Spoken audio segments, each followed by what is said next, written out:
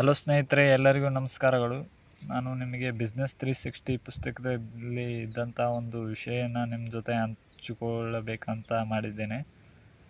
ಅದರಲ್ಲಿ ಇದ್ದಂಥ ಒಂದು ವಿಷಯ ಏನಂದರೆ ಪರೀಕ್ಷೆಗೆ ಒಳಪಟ್ಟ ವಿಧಾನಗಳು ಅಂತೇಳಿ. ಅಂದರೆ ಒಬ್ಬ ವ್ಯಕ್ತಿ ಹೇಳ್ತಿದ್ರಂದರೆ ಅವರು ಸುರೇಶ್ ಪದ್ಮನಾಭನ್ ಸರ್ಗೆ ನಮ್ಮ ಅಜ್ಜ ಹೇಳ್ತಿದ್ರು, ನಮ್ಮ ಅಂಗಡಿಯಲ್ಲಿ ಯಾವತ್ತೂ ಕುರ್ಚಿಯನ್ನು ಇಟ್ಕೋಬಾರ್ದಂತೆ.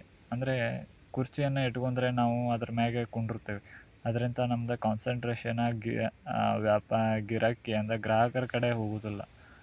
ಆದ್ದರಿಂದ ಯಾವತ್ತೂ ನಾವು ಕುರ್ಚಿಯನ್ನು ಅಂಗಡಿಯಲ್ಲಿ ಇಟ್ಟಿರಬಾರ್ದು. ಮತ್ತು ಸೌಂಡ್ ಬಾಕ್ಸು ಅಥವಾ ಯಾವುದೇ ನಮ್ಮ ವ್ಯಾಪಾರಕ್ಕೆ ಭಂಗಪಡಿಸುವಂಥ ವಸ್ತುಗಳನ್ನು ನಮ್ಮ ಅಂಗಡಿಯಲ್ಲಿ ಇಟ್ಕೋಬಾರ್ದು ಅಂಥೇಳಿ ಒಂದು ಪರೀಕ್ಷೆಗೆ ಒಳಪಟ್ಟ ವಿಧಾನಗಳಲ್ಲಿ ಅವರು ಈ ವಿಷಯನ ತಿಳಿಸಿದ್ದಾರೆ. ಮತ್ತು ಇನ್ನೊಂದು ವಿಷಯ ಏನಂದರೆ, ಅವರು ಮನೆಯಲ್ಲಿ ತಯಾರು ಮಾಡಿದ ಆಹಾರ ಪದಾರ್ಥಗಳನ್ನು ಮಾತ್ರ ಅವರು ಉಪಯೋಗಿಸ್ತಿದ್ದರಂತೆ. ಅಂದರೆ ಊಟ ಮಾಡ್ತಿದ್ದರಂತೆ. ಹೊರಗಡೆ ತಿನ್ನೋದನ್ನಾಗಲಿ ಅಥವಾ ಹೋಟೆಲ್ನಲ್ಲಿ ಹೋಗಿ ಊಟ ಮಾಡೋದನ್ನಾಗಲಿ ಯಾವತ್ತೂ ಮಾಡ್ತಿರ್ಕಿಲ್ಲ.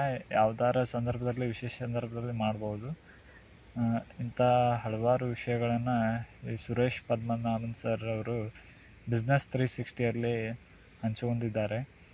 ಅಂದರೆ ಇವೆಲ್ಲ ಪರೀಕ್ಷೆಗೆ ಒಳಪಟ್ಟ ವಿಧಾನಗಳು. ಅಂದರೆ ನಾವು ಸೌಂಡ್ ಬಾಕ್ಸ್ನಾಗಲಿ ಅಥವಾ ನಮ್ಮನ್ನು ವ್ಯಾಪಾರ ಒಂದು ಭಂಗಪಡಿಸುವಂಥ ಯಾವುದೇ ಒಂದು ಉಪಕರಣವನ್ನು ಅಂಗಡಿಯಲ್ಲಿ ಇಟ್ಟುಕೊಳ್ಳಬಾರ್ದಂಥೇಳಿ ಸುರೇಶ್ ಪದ್ಮನಾಭನ್ ಸರ್ ಹೇಳಿದ್ದಾರೆ. ಮತ್ತು ಇನ್ನೊಂದು ವಿಷಯ ಏನಂದರೆ, ನಮ್ಮದು ಸಣ್ಣ ವಿಷಯಗಳ ಕಡೆಗೆ ಗಮನ ಕೊಡೋದು.